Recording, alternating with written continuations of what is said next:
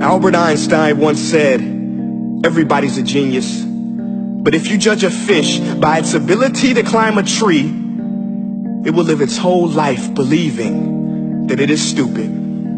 Ladies and gentlemen of the jury, today on trial we have modern day schooling. Glad you could come. Not only does he make fish climb trees, but also makes them climb down and do a 10-mile run. Tell me, school, are you proud of the things you've done? Turning millions of people into robots, do you find that fun? Do you realize how many kids relate to that fish swimming upstream in class, never finding their gifts, thinking they are stupid, believing they are useless? Well, the time has come, no more excuses. I call school to the stand and accuse him of killing creativity, individuality, and being intellectually abusive. He's an ancient institution that has outlived his usage. So, Your Honor, this concludes my opening statement, and if I may present the evidence of my case, I will prove it. Proceed. Exhibit A.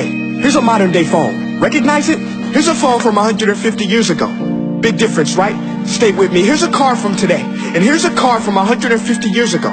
Big difference, right? Well, get this. Here's a classroom of today, and here's a class we used 150 years ago. Now, ain't that a shame? In literally more than a century, nothing has changed. Yet you claim to prepare students for the future? But with evidence like that, I must ask, do you prepare students for the future or the past? I did a background check on you and let the record show that you were made to train people to work in factories, which explains why you put students in straight rows, nice and neat, tell them sit still, raise your hand if you want to speak, give them a short break to eat, and for 8 hours a day tell them what to think. Oh, and make them compete to get an A letter which determines product quality, hence grade A of meat. I get it. Back then, times were different. We all have a past. I myself am no Gandhi. But today, we don't need to make robot zombies. The world has progressed. And now we need people who think creatively, innovatively, critically, independently, with the ability to connect. See, every scientist will tell you that no two brains are the same.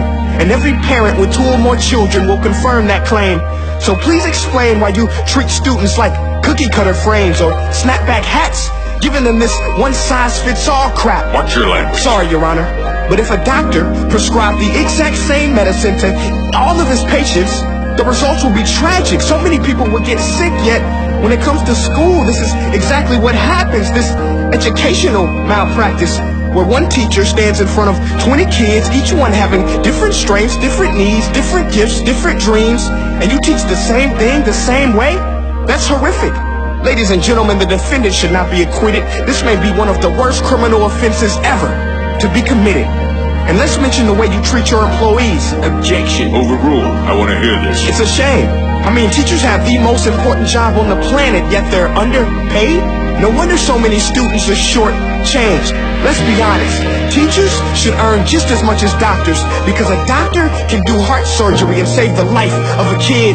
But a great teacher can reach the heart of that kid and allow him to truly live. See, teachers are heroes that often get blamed, but they're not the problem. They work in a system without many options or rights. Curriculums are created by policymakers, most of which have never taught a day in their life. Just obsessed with standardized tests. They think bubbling in a multiple choice question will determine success. That's outlandish. In fact, these tests are too cruel to be used and should be abandoned, but don't take my word for it. Take Frederick J. Kelly, the man who invented standardized testing, who said, and I quote, "These tests are too cruel to be used and should be abandoned." Ladies and gentlemen of the jury, if we continue down this road, the results will be lethal. I don't have much faith in school, but I do have faith in people. And if we can customize healthcare, cars, and Facebook pages, then it is our duty to do the same for education, to upgrade and change and do away with school spirit, because that's useless. Unless we're working to bring the spirit out of each and every student, that should be our task. No more Common Core. Instead, let's reach the core of every heart in every class. Sure, math is important, but no more than art or dance. Let's give every gift an equal chance. I know this sounds like a dream, but countries like Finland are doing impressive things. They have shorter school days. Teachers make a decent wage. Homework is non-existent, and they focus on collaboration instead of competition. But here's the kicker, boys and girls. Their educational system outperforms every other country in the world. Other places like Singapore are succeeding rapidly. Schools like Montessori, programs like Khan Academy, there is no single solution. But let's get moving, because while students may be 20% of our population, they are 100% of our future. So let's attend to their dreams, and there's no telling what we can achieve.